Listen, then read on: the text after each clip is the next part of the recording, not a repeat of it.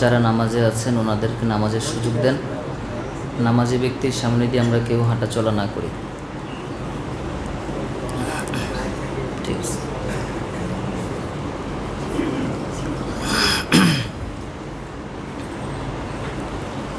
আস্তাগফিরুল্লাহ,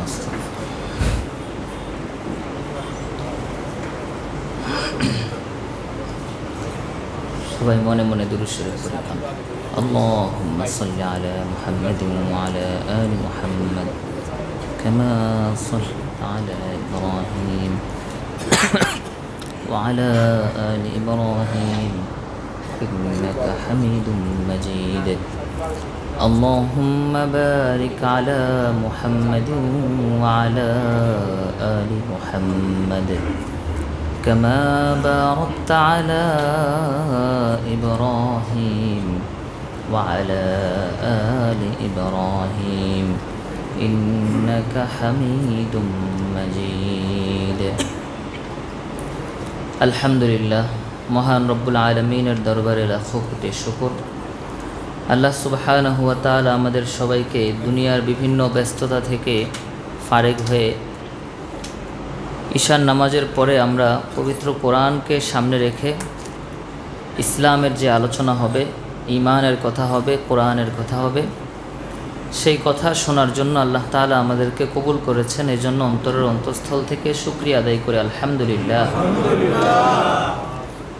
এটা এমন একটা সময়, এই সময়টাতে আমাদের সবারই মন চায় একটু বাসায় বসে বিশ্রাম করি, কিন্তু দ্বীনের কথা শোনার জন্য, দ্বীনের ডাকে সাড়া দিয়ে কোরআনের কথা শোনার জন্য আমরা যে কোরবানিটা করছি, যে সময়টা আমরা এখানে দিচ্ছি, এর উসিলায় যেন আল্লাহ সুবহানাহু ওয়া তাআলা আমাদের জীবনের সকল হাজতগুলোকে পুরা করে দেয়। গত আলোচনায় আমরা পবিত্র কোরআনের ফজিলত নিয়ে আলোচনা করেছিলাম, আপনাদের হয়তো স্মরণ আছে। আজকে আমরা মৌলিকভাবে যে বিষয়টা নিয়ে আলোচনা করব সেটি হচ্ছে পবিত্র কোরআনের আজমত, পবিত্র কোরআনের সম্মান। কি ভাই? কোরআনের সম্মান। সাহাবায়ে কেরাম কোরআনকে কেমন সম্মান করতেন, এবং কোরআনকে সম্মান করতে গিয়ে তিলাওয়াতের ক্ষেত্রে হোক, অন্যান্য ক্ষেত্রে হোক, কোরআনের সাথে আমাদের আচরণটা কেমন হবে, এই বিষয়টা নিয়ে আমি কথা বলবো ইনশাআল্লাহ। সময় থাকলে আরও দু একটা বিষয় যুক্ত হবে। তো সর্বপ্রথম আমরা যে মজলিসের মধ্যে বসেছি, তাফসিরের মজলিস, এই তাফসিরের গুরুত্ব কতটা। হযরত হাসান বসরি রহমতুল্লাহ আলাইহি ওনার একটা বিখ্যাত উক্তি আছে। উনি বলেন, ওয়াল্লাহি মা আনজালাল্লাহু আয়াতান ইল্লা আহাব্বা আন ইয়ালামা ফিমা আনজালাত ওয়া মা ইয়ানি বিহা। যে আল্লাহ তাআলা যতগুলো আয়াত পবিত্র কোরআনে অবতীর্ণ করেছেন, প্রত্যেকটা আয়াত অবতরণ করার পরে আল্লাহ সুবহানাহু ওয়া তাআলা বান্দার কাছ থেকে এটাই চান যে বান্দা বুঝতে চেষ্টা করবে, জানতে চেষ্টা করবে এই আয়াতটা কোন প্রেক্ষাপটে নাজিল হয়েছে এবং এই আয়াত দ্বারা আল্লাহর উদ্দেশ্য কী। অর্থটা বুঝে আসছে ভাই ওনার কথার? একটা আয়াত নাজিল করে আল্লাহ তাআলা বান্দার কাছ থেকে সর্বপ্রথম যে বিষয়টা চান সেটা হলো বান্দা যেন এই আয়াতটা বোঝার চেষ্টা করে, যে আয়াতটা কোথায় নাজিল হয়েছে, আয়াতটা দ্বারা আল্লাহ তাআলার উদ্দেশ্য কী, মাকসাদ কী। তাফসির এই বিষয়টা মনে মনে নিজে ইচ্ছা যেভাবে খুশি সেভাবে করার জিনিস না। তাফসির রাসূল সাল্লাল্লাহু আলাইহি ওয়াসাল্লাম প্রত্যেকটা আয়াতের তাফসির সাহাবায়ে কেরামকে শিখিয়েছেন। এমন না যে কোরআনের আয়াতের অনুবাদ পড়লাম আর সেটাই আমি মনমতো একটা ব্যাখ্যা করে ফেললাম, বিষয়টা এরকম না। আমাদের সমাজে অনেক ভাইদের অবস্থা এমন, অনেক ভাইদেরকে এমন দেখা যায় যে কোরআনের একটা আয়াতের অনুবাদ পড়েন, অনুবাদ পড়া ভালো, কিন্তু অনুবাদ পড়ার পরে যেই মেসেজটা তিনি পান, যে অর্থটা তিনি তার বুঝে আসে, ওই অর্থ থেকে উনি ওনার মতো করে এটার একটা বিধান সাজায় ফেলেন।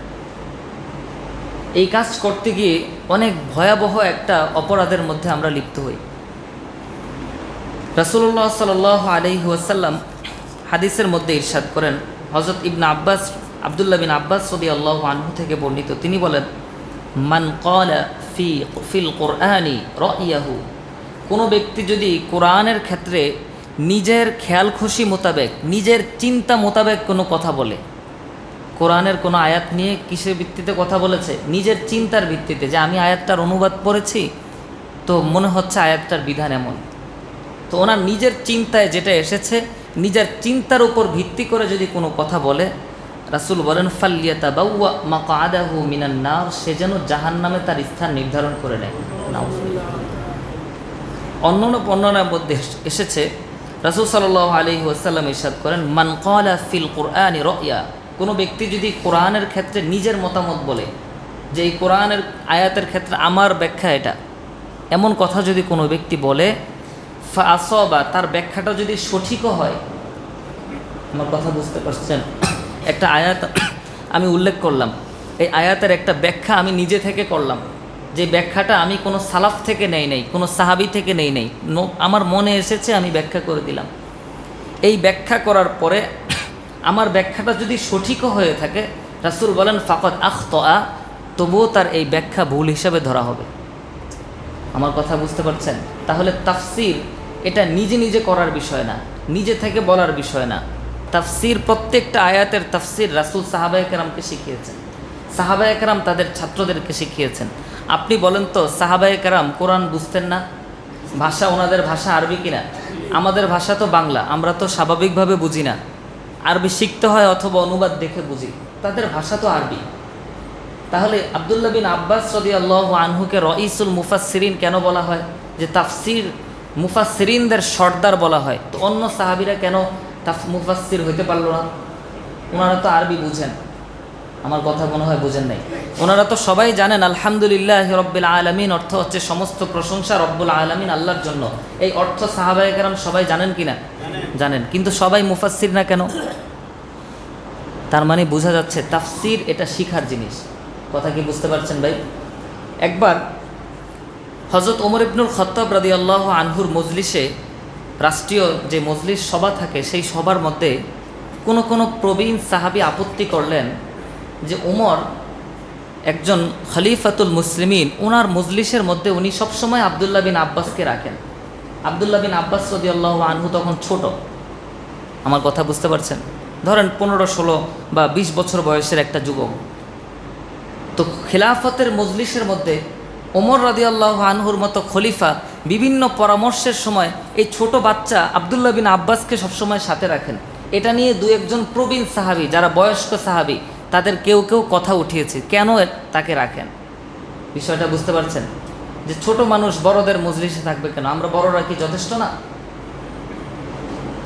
এই বিষয়টা যখন হযরত ওমর ইবনুল খাত্তাব রাদিয়াল্লাহু আনহুর কানে আসলেন, তখন হযরত ওমর রাদিয়াল্লাহু আনহু সবার সামনে সূরাতুন নাসর, ইযা জাআ নাসরুল্লাহি ওয়াল ফাth ওয়া রাআইতান নাস ইয়াদখুলুনা ফি দীনিল্লাহি আফওয়াজা ফাসাব্বিহ বিহামদি রাব্বিকা ওয়াস্তাগফির ইন্নাহু কানা তাওয়াবা। এই সূরাটা সবার সামনে তিলাওয়াত করে সবাইকে লক্ষ্য করে বললেন, এই সূরার ব্যাখ্যা করো তোমরা।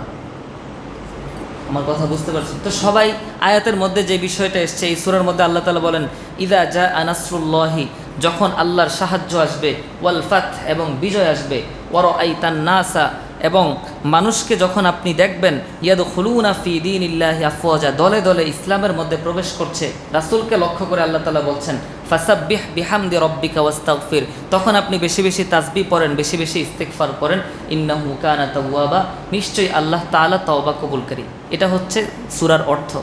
তো সবাই নিজেদের মতো করে স্বাভাবিকভাবে যেটা বুঝে আসছে এই বিষয়টা উল্লেখ করছেন।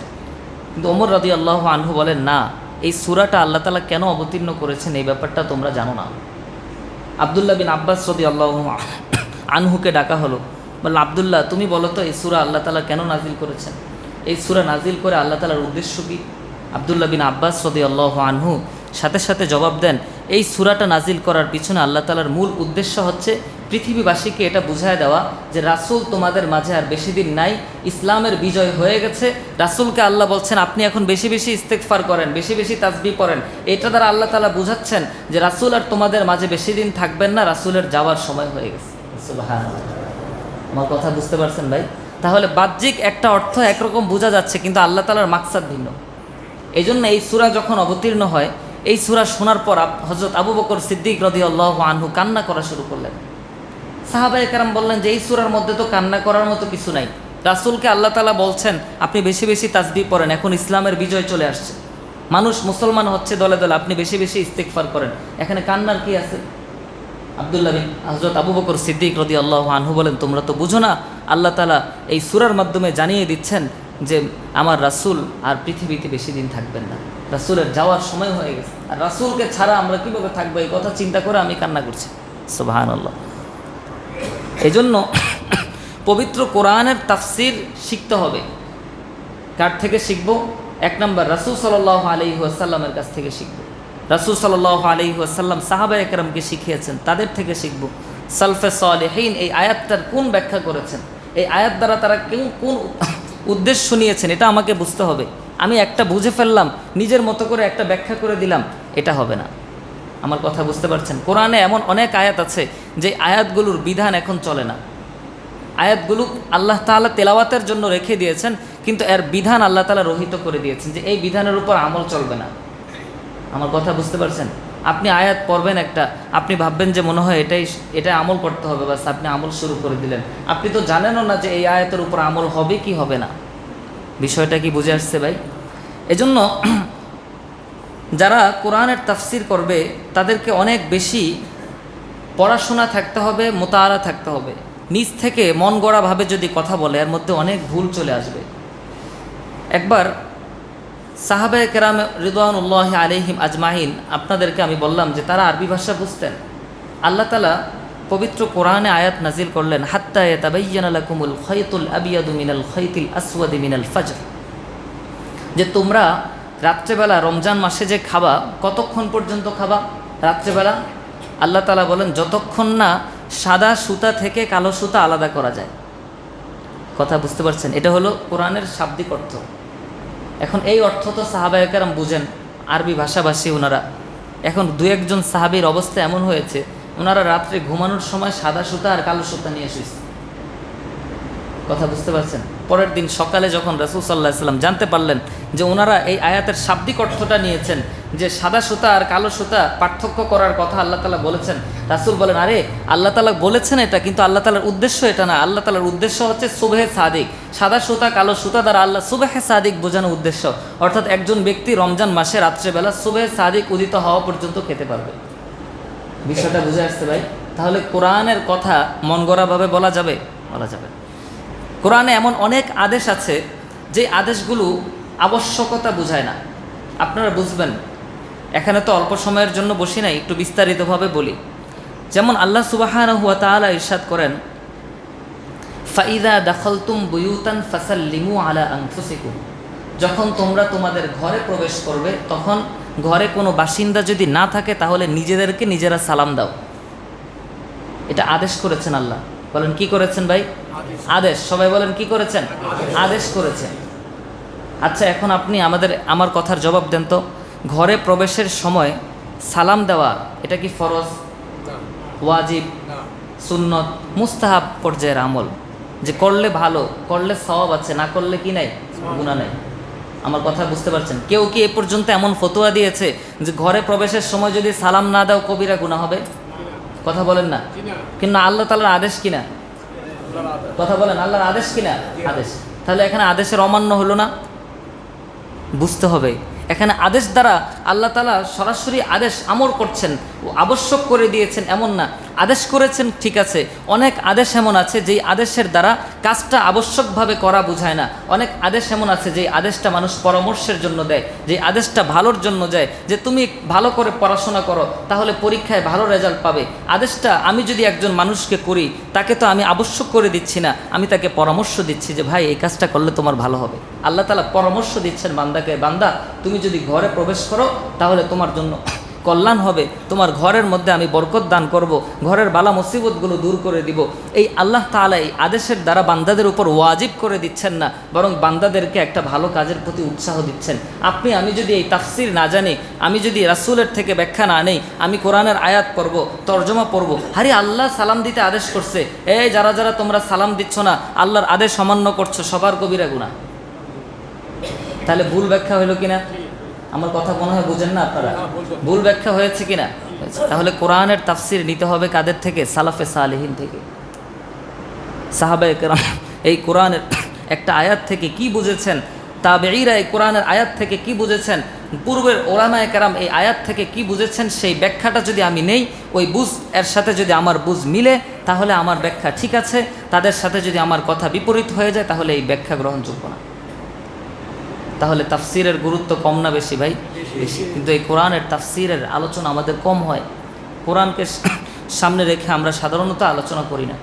আমাদের স্বাভাবিক আলোচনাগুলো হয় বিষয়কে সামনে রেখে, কোনো একটা বিষয়কে সামনে রেখে আমরা কি করি, আলোচনা করি। তো বিষয়কে সামনে রেখে আলোচনা করলে কি হয়, তখন বিভিন্ন কোরআনের বিভিন্ন জায়গা থেকে এখানে আয়াত আসে, বিভিন্ন হাদিস আসে, ওই বিষয়টা মুখ্য হয়, কোরআনটা মুখ্য হয় না।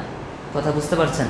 আর আপনি যখন সূরা ফাতিহাকে সামনে রেখে আলোচনা করবেন, তখন সূরা ফাতিহায় আল্লাহ কি বলেছেন এটা মুখ্য, এটার প্রাসঙ্গিক হাদিস আসবে, এটার প্রাসঙ্গিক ব্যাখ্যা আসবে, কিন্তু এখানে ওই সূরা ফাতিহাটা আমার উদ্দেশ্য হবে। কথা বুঝে আসছে? সাধারণ আলোচনার সাথে তাফসিরের এটা হলো মৌলিক পার্থক্য। সাধারণ আলোচনার মধ্যে ওই আলোচ্য বিষয়টা উদ্দেশ্য হয়, আলোচ্য বিষয়কে সামনে রেখে বিভিন্ন জায়গা থেকে আয়াত আসে, হাদিস আসে, ঘটনাবলী আসে, কিন্তু কোরআনের তাফসিরে বিষয়বস্তু উদ্দেশ্য না, কোরআনের আয়াত মাকসাদ।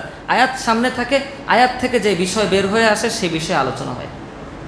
কথা বুঝে আসছে ভাই? অনেকেই জানে না যে তাফসির হবে, মনে হয় এটা অন্য এক গ্রহের একটা বস্তু, যেটা কি জানি হবে কোরআনের। না ভাই, তাফসির অন্য গ্রহের বস্তু না, এটাও ইসলামের আলোচনা, এটা কোরআনকে সামনে নিয়ে আলোচনা। কথা বুঝে আসছে ভাই? আচ্ছা, কোরআনের আদব সম্পর্কে, কোরআনের সম্মান সম্পর্কে আমরা বলেছি আলোচনা করব।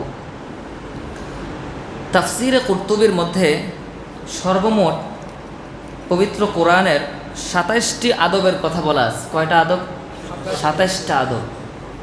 আমরা কি জানি? আমরা শুধু এটুকু জানি কোরআন তেলাওয়াতের আগে ওযু করব, পশ্চিমমুখী হয়ে বসবো, স্থিরতার সাথে তেলাওয়াত করব, এরকম আমরা কয়েকটা জানি। কিন্তু কোরআনের আজমত, কোরআনের সম্মানের ক্ষেত্রে উনি ২৭টা বিষয় উল্লেখ করেছেন। কয়টা বিষয়? ১ নম্বর বিষয়, পবিত্র কোরআন তেলাওয়াত করার আগে পবিত্রতা অর্জন করতে হবে। ১ নম্বর বিষয় কি? পবিত্রতা। সবাই বলেন কি? পবিত্রতা। এই বিষয়গুলো আমাদের অন্তত একবার হলেও জানা দরকার, তাহলে নিজে আমলের ক্ষেত্রে এই বিষয়টা মনে থাকবে। আপনি চিন্তা করতে পারেন ২৭টা তো আমার মনে থাকবে না, যখন প্রয়োজন তখন অটোমেটিক মনে হয়ে যাবে ইনশাআল্লাহ। কথা কি বুঝে আসছে ভাই? ১ নম্বর কি বলেন? পবিত্রতা। আমরা প্রত্যেকে খেয়াল করব যে পবিত্র কোরআন যখন আমি ধরব, কোরআন যখন আমি তেলাওয়াত করব, এই আদবগুলো, এই সম্মানগুলো যেন আমি বজায় রাখতে পারি। কোরআনকে যদি আমি সম্মান করি, কোরআনকে যদি আমি মর্যাদা দেই, আল্লাহ আমার মর্যাদা বাড়িয়ে দিবেন। যারা কোরআনকে সম্মান করবে আল্লাহ তাদের মর্যাদা বাড়াবেন, যারা কোরআনকে সম্মান করবে না, আপনি দেখেন কোরআনের সাথে একটা রেহাল যুক্ত হওয়ার কারণে একটা রেহাল সম্মানিত হয়ে যায়, একটা গিলাফ যুক্ত হওয়ার কারণে একটা গিলাফ সম্মানিত হয়ে যায়। যারা কোরআনের সাথে যুক্ত হবে, কোরআনকে যারা বুকে ধারণ করবে, অন্তরে ধারণ করবে, আমলে ধারণ করবে, তাদেরকে আল্লাহ অবশ্যই সম্মান বাড়িয়ে দেবেন ইনশাআল্লাহ। ১ নম্বর কোরআনের আজমত, কোরআনের হুরমত, সম্মান, কোরআনের আদব কি বলেন তো? পবিত্রতা অর্জন করতে হবে। ১ নম্বর কি বলেন? ২ নম্বর মিসওয়াক করা, তেলাওয়াতের আগে কি করা? মিসওয়াক করা। ৩ নম্বর ভালোভাবে ওযু করা। ভালোভাবে কি করা? ওযু করা। মিসওয়াক করে ভালোভাবে ওযু করা।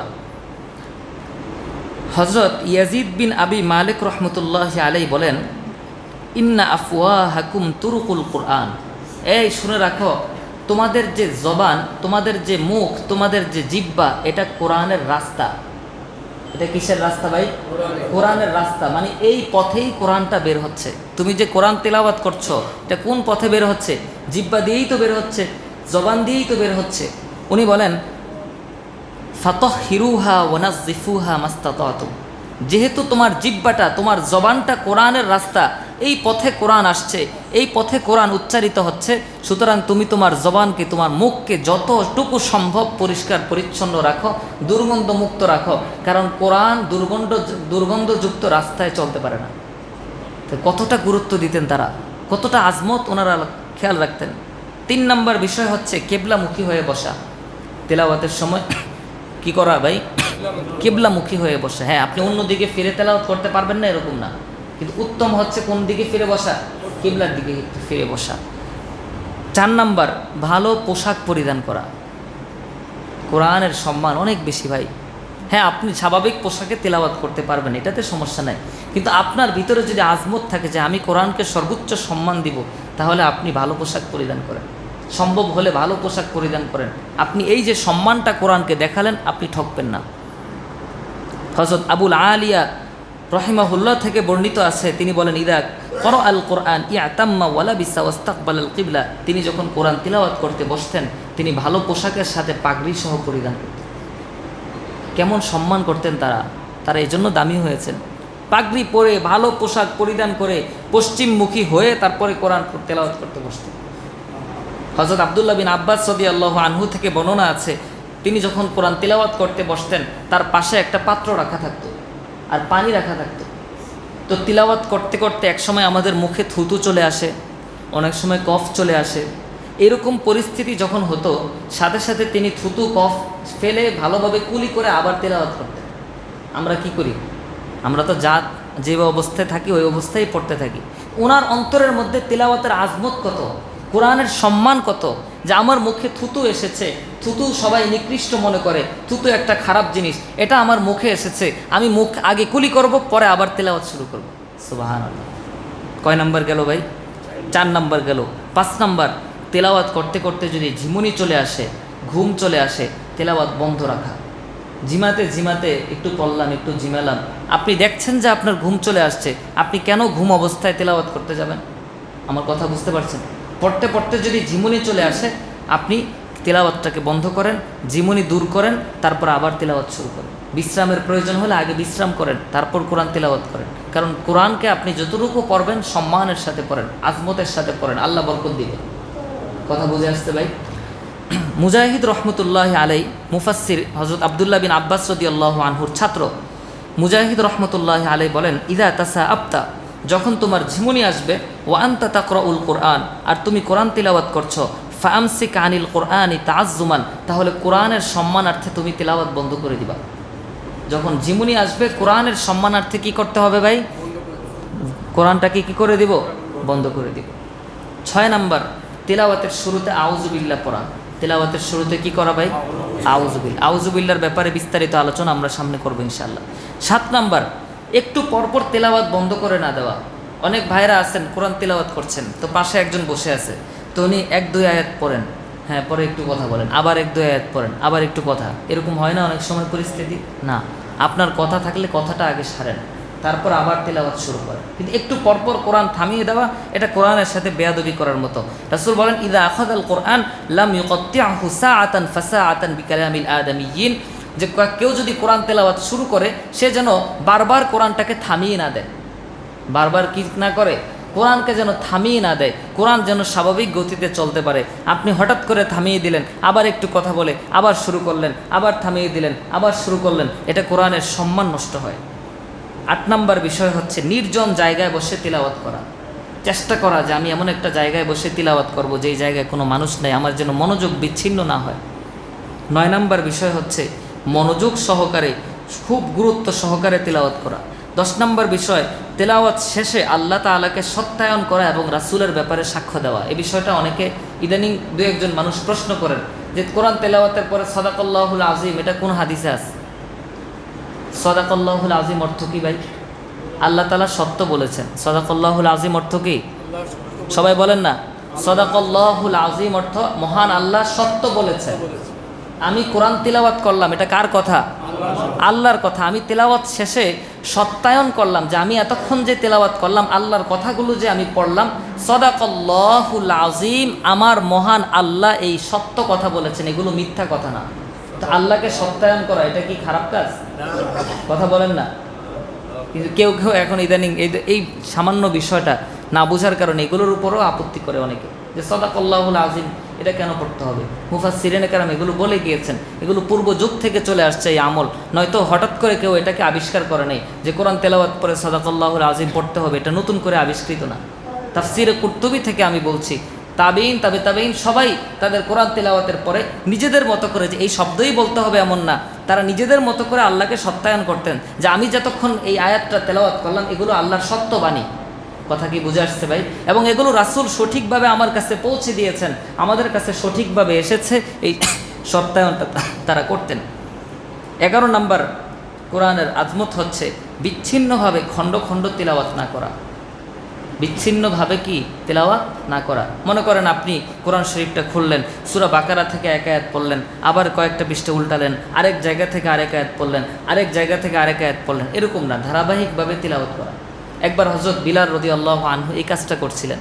মসজিদে বসে বসে ওনার যেখান থেকে মনে পড়তেছে এক আয়াত অমুক সূরা থেকে, অমুক সূরার এক আয়াত, তমুক সূরার এক আয়াত, রাসূল সাল্লাল্লাহু আলাইহি সাল্লাম ডাক দিয়ে বলে, বিলাল এমনভাবে কোরআন তেলাওয়াত করো না, তুমি যদি কোরআন তেলাওয়াত করতে চাও এক জায়গা থেকে ধারাবাহিকভাবে পড়ো, এটা আল্লাহ পছন্দ করবেন, বিচ্ছিন্নভাবে তেলাওয়াত করো না। 12 নম্বর হচ্ছে কোরআন তেলাওয়াত যখন আমরা করব অপ্রয়োজনে কোরআনকে খুলে রাখবো না। আমার যদি অন্য কোনো কাজ থাকে কোরআনটাকে আগে কি করব ভাই, বন্ধ করব, বন্ধ করার পরে আমি আমার কাজ সারবো, আবার তেলাওয়াত খুলে শুরু করব। কথা বুঝে আসছে? এবং কোরআনকে আমরা যখন তাকে রাখবো, এই বিষয়টা আমরা খেয়াল করি না। কোরআনকে যখন তাকে রাখবো, সব কিতাবের উপরে থাকবে কি কোরআন। কথা বুঝে আসছে? কোরআনের উপরে অন্য কোনো কিতাব রাখা যাবে না, সেটা যেই কিতাবই হোক না কেন, হাদিসের কিতাব হোক, তাফসিরের কিতাব হোক, যেই কিতাবে হোক, পবিত্র কোরআনের কপিটা কি থাকবে, সবার উপরে থাকবে। কথা কি বুঝে আসছে ভাই? কারণ এটার সম্মান বেশি, এটাকে নিচে রাখা যাবে না। 13 নাম্বার, কোরআনের উপরে কোরআন শরীফের যে নুসখা আছে, যে মুসহাফ আছে, যেই কপি থাকে, এগুলোর উপরে অনেক সময় ধুলাবালি পড়ে, অনেক সময় ময়লা লাগে, কি বলেন, এরকম হয় না? তো আমরা অনেক সময় কি করি, জিব্বা থেকে একটু থুতু দিয়ে পরিষ্কার করে ফেলি, এরকম হয় কি না? অনেক সময় যেমন একটা দাগ লাগলো, এটা উঠছে না, তা আপনি একটু থুতু দিয়ে কি করে দিলেন, এটা পরিষ্কার করে ফেললেন। দেখেন কত সূক্ষ্ম সূক্ষ্ম বিষয়, এগুলো আমাদের চিন্তাতেও আসে না, এগুলো সালাফ আমাদেরকে শিখিয়ে গেছেন যেভাবে করতে হবে। ওনারা বলেন যে না, থুতু দিয়ে কোরআন পরিষ্কার করা যাবে না। কোরআনের উপরে যদি ময়লা পড়ে, তুমি পবিত্র পানি আনো, পানি দিয়ে পরিষ্কার করো। তোমার থুতু এটা তো ভালো জিনিস না, থুতু দিয়ে কেন তুমি পবিত্র কোরআনের মধ্যে পরিষ্কার করবা? তাহলে 13 নম্বর কি বলেন তো? থুতু দিয়ে ময়লা কি করা যাবে না, পরিষ্কার করা যাবে না। 14 নম্বর, প্রতিদিন অন্তত একবার কোরআন হাতে নেওয়া। আপনি যদি তিলাওয়াত করতে নাও পারেন, তবুও আপনি প্রতিদিন একটা বার কোরআনকে হাতে নেন, 2টা পৃষ্ঠা নাড়াচাড়া করেন, আপনি বুঝাবেন যে আমি কোরআন তেলাওয়াত করতে পারি না, এটা আমি শিখে ফেলবো ঠিক আছে, কিন্তু কোরআনকে আমি ভুলে যাই নাই। আমার কথা কি বুঝতে পারছেন? কিন্তু আমাদের অবস্থা এমন যে বছরের পর বছর চলে যায়, কোরআনকে আমরা ধরেও দেখি না। অনেকের অবস্থা এমন, আপনি 5 মিনিট আগে আসছেন মসজিদের মধ্যে, একটা কোরআন শরীফ নেন না, আপনি পড়তে পারেন আর না পারেন। সূরা ফাতিহা আমরা সবাই পারি না, কথা বলেন না, পারি কিনা? তো পবিত্র কোরআনের শুরুতে সূরা ফাতিহা আছে না? কথা বলেন, আছে কিনা? সারা জীবন মুখস্থ করেন, আপনি একটা নামাজের শুরুতে এসে পবিত্র কোরআনটা খুলেন, সূরা ফাতিহার অংশটা দেখেন যে আপনি যেটা মুখস্থ পারেন এটার সাথে এই আয়াতগুলো মিলে কিনা, একটু একটু করে দেখেন। এই যে আপনি 2টা মিনিট 3টা মিনিট সময় দিলেন, 5টা মিনিট সময় দিলেন, কোরআনের সাথে আপনার একটা সম্পর্ক তৈরি হবে। আমার কথা কি বুঝতে পারছেন? আশা করা যায় কিয়ামতের ময়দানে কোরআন আপনার বিরুদ্ধে দাঁড়াবে না। বিষয়টা বুঝে আসছে? হযরত আবু মুসা আশআরী রাদিয়াল্লাহু আনহু থেকে একটা হাদিস আছে, উনি বলেন, দেখেন আল্লাহু আকবার, উনি বলেন, ইন্নী লা আস্তাহয়ি আন লা আনজুরা কুল্লা ইয়াউমিন ফি আহদি রাব্বি মাররাতান, যে আমার লজ্জা হয়, আমি লজ্জা পাই যে প্রতিদিন যদি আমি আমার রবের দেওয়া নেয়ামত, আমার রবের দেওয়া কালামের দিকে একটাবার যদি তাকাতে না পারি, তাহলে আমি নিজেকে লজ্জিত মনে করি। যে আমার লজ্জা হওয়া উচিত যে আমাকে আল্লাহ তাআলা এত বড় নেয়ামত দিলেন, আমাকে মানুষ বানালেন, মুসলমান বানালেন, কোরআনের নেয়ামত দিলেন, আমি একটা দিন চলে গেল, আমি কোরআনটাকে একটু ধরেও দেখলাম না, আমি লজ্জিত, আমি লজ্জা পাই। এই জন্য প্রতিদিন অন্তত একবার কোরআনকে হাতে নেওয়া। 15 নাম্বার হচ্ছে চোখ এবং কান 2 অঙ্গের হক আদায় করা। চোখের হক হচ্ছে দেখে দেখে তিলাওয়াত করা, চোখের হক কি ভাই? দেখে দেখে তিলাওয়াত করা। আর কানের হক হচ্ছে কোরআন তিলাওয়াত শোনা। সর্বশ্রেষ্ঠ সবচেয়ে সুন্দরভাবে তিলাওয়াত করতে পারতেন কে? জনাবে রাসূল করিম সাল্লাল্লাহু আলাইহি ওয়াসাল্লাম। রাসূলের চেয়ে সুন্দর করে কেউ তিলাওয়াত করতে পারবে? কথা বলেন, সম্ভব? সম্ভব না। কিন্তু এই রাসূল সাল্লাল্লাহু আলাইহি ওয়াসাল্লাম, হাদিসের মধ্যে আসছে, আব্দুল্লাহ বিন মাসউদ থেকে কোরআন তেলাওয়াত শুনতেন, উবাই ইবনে কাব থেকে কোরআন তেলাওয়াত শুনতেন, আবু মুসা আশআরী রাদিয়াল্লাহু আনহুকে ডাক দিয়ে বলতেন, আবু মুসা তোমার তেলাওয়াতটা অনেক সুন্দর, তুমি একটু কোরআন তেলাওয়াত করে শোনাও। আব্দুল্লাহ বিন মাসউদকে একবার ডাক দিয়ে বলেন, আব্দুল্লাহ বিন মাসউদ সূরা নিসাটা আমাকে একটু তেলাওয়াত করে শোনাও। সুবহানাল্লাহ। আমার কথা কি বুঝতে পারছেন ভাই? কোরআন তেলাওয়াত শোনা এটা মুস্তাকিল ইবাদত। এজন্য কোরআন তেলাওয়াত শুনবো। ছোট বাচ্চা আছে, আমার ছেলে আছে মাদ্রাসায় পড়ে, তাকে আমি বলবো, বাবা তুমি আমাকে সূরা ফাতিহাটা তিলাওয়াত করে শোনাও, এই সূরাটা একটু তিলাওয়াত করে শোনাও, সূরা মুলকটা একটু তিলাওয়াত করে শোনাও। কথা কি বুঝে আসছে ভাই? তেলাওয়াত শুনবো, নিজে তেলাওয়াত করব, স্ত্রীকে শোনাবো, স্ত্রী তেলাওয়াত করছে, পাশে বসে বসে মনোযোগ সহকারে শুনবো। কথা বুঝে আসছে ভাই? চোখ এবং কানের কি করা ভাই? হক আদায় করা। হযরত আবু সাঈদ খুদরি রাদিয়াল্লাহু আনহু থেকে বর্ণিত আছে, উনি বলেন আতু আয়ুনাকুম হাজ্জাকুম মিনাল ইবাদা, তোমরা তোমাদের চোখের হক আদায় করো। চোখের হক আদায় করবে কিভাবে? আফদলু ইবাদাতি উম্মতি কিরাআতুল কুরআনি নাজরান, রাসূল সাল্লাল্লাহু আলাইহি ওয়াসাল্লাম বলেন আমার উম্মতের সবচেয়ে শ্রেষ্ঠ আমল, সবচেয়ে শ্রেষ্ঠ ইবাদত, নফল ইবাদতের মধ্যে সবচেয়ে শ্রেষ্ঠ ইবাদত হচ্ছে দেখে দেখে কোরআন পড়া। বলেন সুবহানাল্লাহ। আমার কথা বুঝতে পারছেন? কোরআন তিলাওয়াত তো শ্রেষ্ঠ আমল আমরা জানি, কিন্তু সেই তিলাওয়াতটা কিভাবে করতে হবে ভাই? দেখে দেখে তিলাওয়াত করা, এটা সবচেয়ে শ্রেষ্ঠ। মুখস্থ তিলাওয়াতের চেয়ে দেখে দেখে তিলাওয়াত করা শ্রেষ্ঠ। 16 নম্বর, উল্টা করে তেলাওয়াত না করা। যেমন সূরা ইখলাসের মধ্যে আপনি সর্বপ্রথম বললেন ওয়ালাম ইয়াকুল্লাহু কুফুয়ান আহাদ, তারপর বললেন লাম ইয়ালিদ ওয়ালাম ইউলাদ, তারপর বললেন আল্লাহুস সামাদ, তারপর বললেন কুল হুয়াল্লাহু আহাদ। তাহলে তেলাওয়াতটা কি সোজা পড়লাম না উল্টা পড়লাম? উল্টা পড়লাম। এখন উল্টা করে তেলাওয়াত কখন মানুষ পড়ে? পিছনের দুইটা এসি বন্ধ করে দেন, ঠান্ডা বেশি হয়ে যাচ্ছে অনেকের জন্য। উল্টা করে তেলাওয়াত অনেক সময় মুখস্থ শক্তি দেখার জন্য এরকম করে। অনেক বিশেষ করে মাদ্রাসার অনেক হিফজখানার মধ্যে না বুঝে অনেক বাচ্চারা এরকম করে যে দেখি তোমার কতটুকু ইয়াদ আছে, সূরা ফাতিহাটা উল্টা করে শোনাও তো দেখি। আমার কথা বুঝতে পারছেন? একবার আমি তারাবির জন্য ইন্টারভিউ দিব, তারাবির জন্য ইন্টারভিউ নেয় না, অনেক আগের কথা, যখন ছোট ছাত্র ছিলাম। সেই কুমিল্লা বাগমারার ওই পারে একটা জায়গার নাম আছে বটতলা, বটতলা না বটতুলা আমি ভুলে গেছি।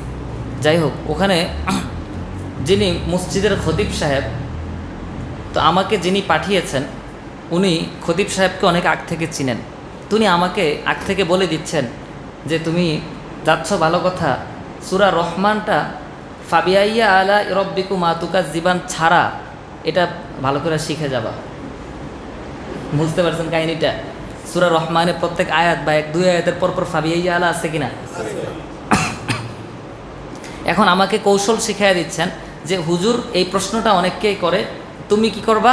ফাবিআইয়া আলা রব্বিকুমা তুকাজ্জিবান পড়বা না, এটা পড়া ছাড়া বাকি যে আয়াতগুলো আছে এগুলো যেন ধারাবাহিকভাবে তেলাওয়াত করতে পারে, এই প্র্যাকটিসটা করে যাবে। আমার কথা কি বুঝতে পারছেন ভাই? আচ্ছা বলেন তো, ফাবিআইয়া আলা রব্বিকুমা তুকাজ্জিবান এটা কোন দোষ করলো? এটাকে কেন বাদ দেওয়া হবে মাঝখান দিয়ে? এটা ছাড়া কি কোরআন শরীফ যাচাই করার মতো প্রশ্ন কি অভাব আছে? কথা বলেন না, অভাব আছে? তাহলে এটা দিয়ে কেন যাচাই করতে হবে? তো যাক, ভাগ্যক্রমে আমি এটা প্রস্তুতি নিয়ে গেছি, উনিও এটা প্রশ্ন করছেন, আমি উত্তর দিয়ে দিচ্ছি, শেষ, আমার তারাবি হয়ে গেছে। আমার কথা কি বুঝতে পারছেন ভাই? তাহলে এই ধরনের বিষয়গুলো যে কোরআনের সাথে আজমত রক্ষা হয় না, কোরআনের সম্মান রক্ষা হয় না, এই ধরনের কোনো আচরণ করা যাবে না। ধারাবাহিকভাবে কোরআন তিলাওয়াত করবে। আপনারা জানেন নামাজের মধ্যে ছোট সূরা মাঝখানে এক সূরা বাদ দিয়ে পরের রাকাতে পড়া যায় না। আমার কথা জানেন? এটা এই মাসালা জানেন আপনারা? এই মাসালা জানেন? অনেকে জানেন না। মনে করেন সূরা ফিলের পরে কোন সূরা? সূরা কুরাইশ। এরপরে কোন সূরা? সূরা মাউন। আর আইতাল্লাযী। এই ধারাবাহিকতাগুলো শিখবেন, 10টা সূরার ধারাবাহিকতা শিখবেন, কোন সূরার পরে কোন সূরা। কারা কারা পারেন বলেন তো, কোন সূরার পরে কোন সূরা? এই জিনিসগুলো জানা আছে কাদের? মাশাআল্লাহ। যারা জানেন না তারা এই সপ্তাহের মধ্যে শিখে ফেলেন, আগামী সপ্তাহে এটা সবক আপনাদের। কোন সূরার পরে কোন সূরা, শেষের 10টা সূরা আপনি সিরিয়ালটা ঠিক করে ফেলেন। কারণ এখানের মধ্যে আপনি মনে করেন সূরা ফিলের পরে সূরা কুরাইশের পরে মাউন, আর আইতাল্লাযী ইউকাযযিবু বিদ্দিন। আপনি প্রথম রাকাতের মধ্যে সূরা ফিল পড়লেন, দ্বিতীয় রাকাতে সূরা কুরাইশ না পড়ে সূরা মাউন পড়লেন, আর আইতাল্লাযী পড়লেন। আমার কথা বুঝতে পারছেন? তাহলে মাঝখানে একটা সূরা বাদ গেল কিনা? ছোট্ট একটা সূরা, এই ছোট্ট 2 লাইনের একটা সূরা আপনি কেন বাদ দিবেন? এটা হলো প্রশ্ন। যেহেতু আপনি বাদ দিয়েছেন, কোরআনের সম্মান নষ্ট হয়েছে, এজন্য মাকরু হবে। কি হবে ভাই? মাকরু হবে। এমন না নামাজ হবে না, এরকম না, কিন্তু এই সিস্টেমটা কি হবে ভাই? মাকরু হবে। ধারাবাহিকতা রক্ষা করতে হবে। ছোট কোনো সূরা মাঝখানে কি করা যাবে না? বাদ দেওয়া যাবে না। বড় সূরার ক্ষেত্রে ভিন্ন হিসাব। তো ছোট সূরা যেগুলো আছে এগুলো ধারাবাহিকভাবে একটার পরেরটাই বলতে হবে, অথবা আপনি 2টা গ্যাপ দিয়ে পড়বেন, কিন্তু একটা গ্যাপ দিয়ে আরেকটায় যাওয়া যাবে না। কথা কি, মাসালাটা কি বুঝতে পারছেন? আবারও বুঝাই দেই। মনে করেন প্রথম সূরা হলো সূরা ফিল, আলাম তারা কাইফা ফাআলা। দ্বিতীয় সূরা লিইলাফি কুরাইশ। তৃতীয় সূরা আরাআইতাল্লাযী। চতুর্থ সূরা কাউসার। চতুর্থ সূরা কি? কাউসার। আপনি প্রথম রাকাতে যদি সূরা ফিল পড়েন, দ্বিতীয় রাকাতে লিইলাফি পড়বেন। লিইলাফি বাদ দিয়ে আরাআইতাল্লাযী যেতে পারবেন না। কথা কি বুঝতে পারছেন? আপনার যদি বাদ দিতে হয় তাহলে লিইলাফি আরাআইতাল্লাযী 2টা বাদ দিয়ে কাউসার পড়েন। দ্বিতীয় রাকাতে কাউসার পড়েন, তাহলে মাঝখানে সূরা বাদ যায় কয়টা? দুইটা বাদ গেলে সমস্যা নেই, একটা সূরা বাদ দিবেন। আমি আপনাকে স্বাভাবিকভাবে প্রশ্ন করতে পারি, 2 লাইনের একটা সূরা কি দোষ করলো আপনি, কেন এই সূরাটা পড়লেন না? আমার কথা বুঝতে পারছেন? কোরআনের সম্মান ভাই অনেক বেশি। এক সাহাবী, আপনারা শুনলে আশ্চর্য হবেন, এক সাহাবী প্রত্যেক নামাজের মধ্যে সে শুধু সূরা লাহাব পড়ে। কোন সূরা বেশি পড়ে? সূরা লাহাব বেশি পড়ে। কারণ সূরা লাহাবের মধ্যে আবু লাহাবের ঘটনা আছে না? আবু লাহাবের উপর আল্লাহ তাআলা কি করেছেন? অভিশাপ দিয়েছেন। আপনারা জানেন নাকি এই ঘটনা? রাসূল সাল্লাল্লাহু আলাইহি ওয়াসাল্লাম সর্বপ্রথম যখন ইসলামের দাওয়াত দেন প্রকাশ্যে, যে আমি তোমাদেরকে ইসলামের পথে ডাকছি, এক আল্লাহর ইবাদত করতে হবে, সবাইকে যে ডাক জড়ো করলেন পাহাড়ের পাদদেশে, একজন ঘোষণাকারী ঘোষণা দিয়েছিল। রাসূল বলেন, আমি যদি বলি পাহাড়ের পিছনে সৈন্যবাহিনী আছে তোমাদের উপর আক্রমণ করবে, তোমরা কি বিশ্বাস করবে? সবাই সমস্বরে বলল, হ্যাঁ অবশ্যই, আপনি আল আমিন, এই দুনিয়াতে আসার পর থেকে আপনাকে কখনো মিথ্যা কথা বলতে দেখি নাই, সুতরাং আপনি যদি বলেন, তুমি যদি বলো পিছনে সৈন্যবাহিনী আছে, শত্রু আছে, আমরা সেটা বিশ্বাস করব। রাসূল বলেন, আমি এই সত্যবাদী ব্যক্তি তোমাদেরকে সতর্ক করছি, জান্নাত সত্য, জাহান্নাম সত্য, আল্লাহকে স্বীকার করো। এইভাবে রাসূল দাওয়াত দিয়েছে। এই কথা শোনার পর আবু লাহাব সাথে সাথে বলো, তাব্বান লাকা ইয়া মুহাম্মদ আলী হাযা দাউতানি, এই মুহাম্মদ তুই ধ্বংস হ। বলে নাউজুবিল্লাহ, এই জন্য তুমি আমাদেরকে ডেকেছো এই কথা বলার জন্য? এটা কোনো কথা হলো? আমরা মানি না। তা আবু লাহাব রাসূলকে বদদুয়া দিয়েছে কিনা? কথা বলেন না, ধ্বংস হ বলছে না? সাথে সাথে আল্লাহ তাআলা সূরা লাহাব নাজিল করেছেন। আল্লাহ বলেন, তাব্বাত ইয়াদা আবি লাহাব, আবু লাহাব ধ্বংস হোক। বলেন নাউজুবিল্লাহ। আমার কথা বুঝতে পারছেন? আবু লাহাব বলছে, মুহাম্মদ তুমি ধ্বংস হও।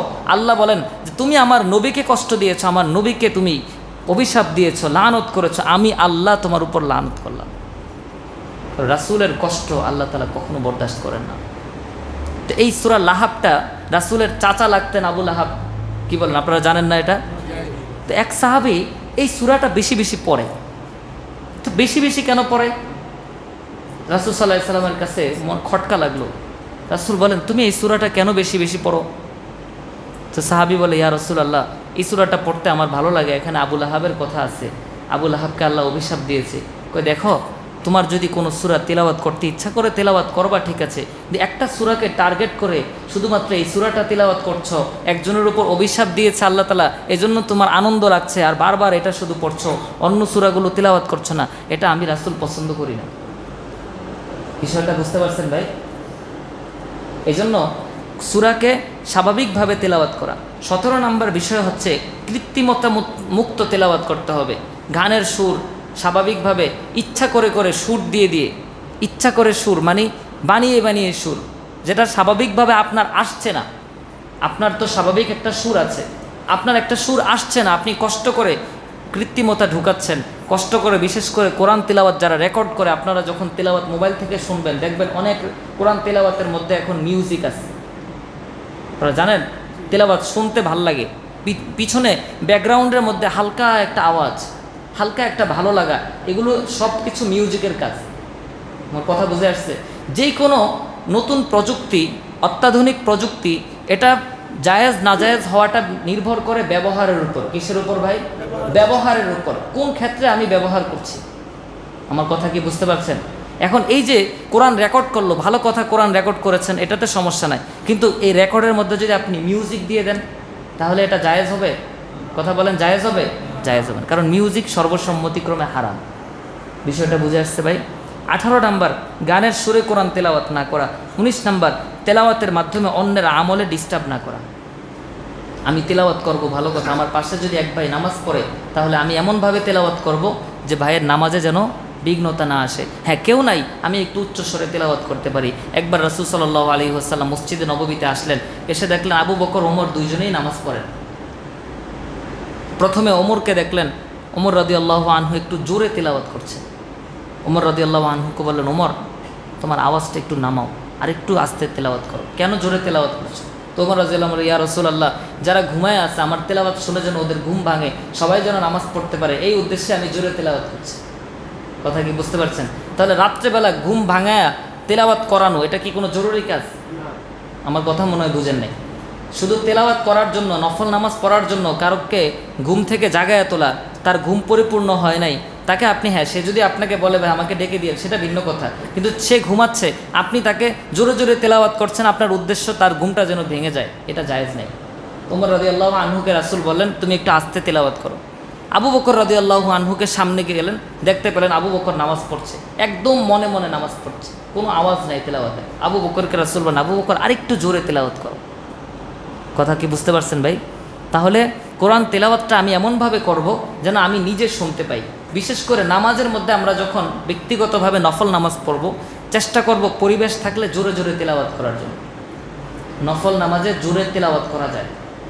কথা কি বুঝে আসছে ভাই? নফল নামাজ আমরা যখন পড়ব, সূরা ফাতিহা সূরা মিলাচ্ছি না আমরা, এই জিনিসগুলো একটু আওয়াজ দিয়ে মিলাই, কোনো অসুবিধা নেই, এটা দেখবেন আপনার কাছে ভালো লাগবে। তো কোরআন তেলাওয়াতের মাধ্যমে অন্যকে ডিস্টার্ব করা যাবে না। 20 নাম্বার, কোরআনকে একদম ছোট বানিয়ে ফেলা। আজকে দেখবেন পকেট কোরআন পাওয়া যায়, কি বলেন? আপনারা জানেন না? পকেট কোরআন, পকেটের মধ্যে ঢুকে, আবার পকেট কোরআনও নেই, এতটুক সাইজের মধ্যে কোরআন নিয়ে আসছে, কি বলেন? আছে না? আছে। আবার এর চেয়ে ছোট এতটুক বানিয়ে ফেলছে, আমি একটা দেখলাম কোথায় যেন, যেটাকে তাবিজ হিসাবে ব্যবহার করে। তো পবিত্র কোরআন 30 পারা কোরআনকে আপনি এতটুক বানিয়ে ফেলছেন, এটা কোরআনের সম্মান হলো? কথা বলেন, এটা সম্মান হলো না? এটা কোরআনকে অপমান করা, অসম্মান করা। কোরআনকে ছোট বানানো যাবে না। হযরত ওমর ইবনুল খাত্তাব রাদিয়াল্লাহু আনহু এক সাহাবীর কাছে এরকম একটা ছোট্ট নুসখা দেখতে পেলেন, কোরআনের ছোট্ট নুসখা। ওমর রাদিয়াল্লাহু আনহু তাকে ধমক দিলেন, বললেন আযিমুল কোরআন, এই কোরআনের সম্মান রক্ষা করো। কোরআন এটাকে ছোট বানিয়ে ফেলার জিনিস না, যেটুকু স্বাভাবিক আকার, স্বাভাবিক আকৃতি সেটুকু রাখতে হবে। পকেট কোরআন, এই কোরআন সেই কোরআন নাম দিয়ে এটুকু বানিয়ে ফেলা, এটুকু বানিয়ে ফেলা, এটুকু বানিয়ে ফেলা, এটা কোরআনের সম্মান না। কথা কি বুঝে আসছে ভাই? এটাও কোরআনের একটা আজমত। 21 নম্বর বিষয় হচ্ছে স্বর্ণ রূপার প্রলেপ না দেওয়া কোরআনের উপর। কোরআনের গিলাফের মধ্যে অনেক সময় দামি দামি কোরআন এরকম আছে, স্বর্ণের প্রলেপ দেওয়া থাকে, রূপার প্রলেপ দেওয়া থাকে। কথা বুঝে আসছে? এগুলো কোরআনের সাথে মানানসই না। রাসূল সাল্লাল্লাহু আলাইহি ওয়াসাল্লাম বলেন, ইদা যাখরাফতুম মাসাজিদাকুম, তোমরা যখন তোমাদের মসজিদগুলোকে এভাবে কারুকার্য করবে, অতিরিক্ত লোক দেখানোর জন্য অতিরিক্ত কারুকার্য আছে না, যে মসজিদে গেলে আপনি নামাজ পড়বেন কি, আপনি চিন্তা করবেন কোন ডিজাইনার এটাকে ডিজাইন করলো রে। তা আপনার নামাজের চেয়ে মনোযোগ কোনটাতে বেশি? ডিজাইনে, কারুকার্যের দিকে আপনার মনোযোগ বেশি। আপনি ওইটাকে খেয়াল করছেন, কিভাবে এটা আসলো, কিভাবে এই নামটা লিখলো, কিভাবে আল্লাহ লিখলো, কিভাবে মোহাম্মদ লিখলো। এগুলো আপনি দাঁড়ায় দাঁড়ায় নামাজ পড়েন আর দেখেন। এরকম হয় কি না ভাই? হ্যাঁ, কোরআন মসজিদকে সাজানো যাবে না এমন না, মসজিদকে সুন্দর করতে হবে, কিন্তু এটার মধ্যে যেন নিয়ন্ত্রণ থাকে, এটা যেন লোক দেখানোর মতো না হয়। মসজিদ কমিটি যেন এই কথা না বলে যে আমার এই মসজিদ, আমাদের এই মসজিদ পুরা 3 নং ওয়ার্ডের মধ্যে দেখার মতো মসজিদ। কি বলেন? এরকম কথা বলে কিনা যে আমি এমন একটা মসজিদ করব, দেখার মতো মসজিদ। ভাই, দেখার মতো মসজিদ না করে এমন একটা মসজিদ করেন যেটা হেদায়েতের মার্কাজ হবে, যে মসজিদ থেকে হেদায়েতের আওয়াজ উচ্চারিত হবে, যে মসজিদের মধ্যে হক কথা স্বাধীনভাবে বলা যাবে, যে মসজিদের মধ্যে অনিয়ম থাকবে না, অন্যায় থাকবে না, যে মসজিদের মধ্যে মানুষ শান্তিমতো নামাজ পড়তে পারবে, মানুষের জন্য আমলের পরিবেশ থাকবে, এমন একটা মসজিদ প্রতিষ্ঠা করার স্বপ্ন আমাদেরকে দেখতে হবে। মসজিদের ডিজাইন এমন করব, অমুক জায়গা থেকে এটা কিনবো, তমুক জায়গার টাইলস লাগাবো, অমুক পাথরের টাইল, এই চিন্তা বাদ দিয়ে মসজিদকে আমলের দিক থেকে কিভাবে উন্নত করা যায় সেই চেষ্টা করতে হবে। রাসূল বলেন, তোমরা যখন মসজিদকে সাজাবা, ওয়াহাল্লাইতুম মাসাহিফাকুম, কোরআনের মুসহাফকে যখন তোমরা সজ্জিত করবা, ফাদ্দিবারু আলাইকুম, রাসূল বলেন মনে রাখবা সেদিন থেকে তোমাদের পরাজয় শুরু হবে। কত ভয়ঙ্কর কথা! আপনি চিন্তা করছেন, মসজিদ সাজানো হচ্ছে কিন্তু নামাজে মন নাই। মসজিদ উন্নত হচ্ছে, নামাজ আমাদের উন্নত হচ্ছে না। আয়েশা রাদিয়াল্লাহু আনহা থেকে বর্ণিত আছে হাদিস, কিয়ামতের আগে অবস্থা এমন হবে, মসজিদ ভর্তি মানুষ থাকবে কিন্তু প্রকৃত নামাজি একজনও থাকবে না। আমাদের নামাজের অবস্থা চিন্তা করেন, কয়জন মানুষের অবস্থা এমন যে নামাজের মধ্যে পরিপূর্ণ মনোযোগ থাকে? থাকে? থাকে না। শয়তান তো ওয়াসওয়াসা দিবে। কয়জন মানুষ এমন পাবেন যার মনের মধ্যে শয়তান ওয়াসওয়াসা দিলে আমি আবার ফিরে আসবো নামাজে, এরকম মানুষ পাওয়ার মুশকিল। ধোঁকা আমাদেরকে দিবে, চিন্তা আমাদের অন্যদিকে যাবে, শয়তান এটা নিয়ে যাবেই। কিন্তু কয়জন মানুষের মানসিকতা এমন আছে যে শয়তান আমাকে একবার নিয়ে যাবে, আবার আমি ব্যাক করব, আবার নিয়ে যেতে পারে, আবার ব্যাক করব। এই মানসিকতার মানুষও আজকে সমাজের মধ্যে পাওয়া যায় না। যেদিকে চিন্তা যাচ্ছে তো যাচ্ছে। ইমাম সাহেবের উপর তো দায়িত্ব দিয়েই দিছি, উনি আল্লাহু আকবার বললে রুকুতে যাব, উনি সামি আল্লাহু লিমান হামিদা বললে দাঁড়াবো, বাস ইমাম সাহেব যেদিকে যাবে আমিও কি সেদিকে। কথা কি বুঝে আসছে ভাই? তাহলে মনোযোগ থাকতে হবে এবং মসজিদকে সাজানো যাবে না। 22 নম্বর, কোনো দেয়াল বা জমিনে আয়াত না লেখা। শেষ করে দিচ্ছি অল্প সময়ের মধ্যে। কোনো দেয়ালে বা কোনো জমিনের মধ্যে কোনো কি করা আয়াত না লেখা। দেয়ালের মধ্যে অনেকে আয়াত লেখে না, কথা বলেন না, লেখে কি না? এটা ঠিক না।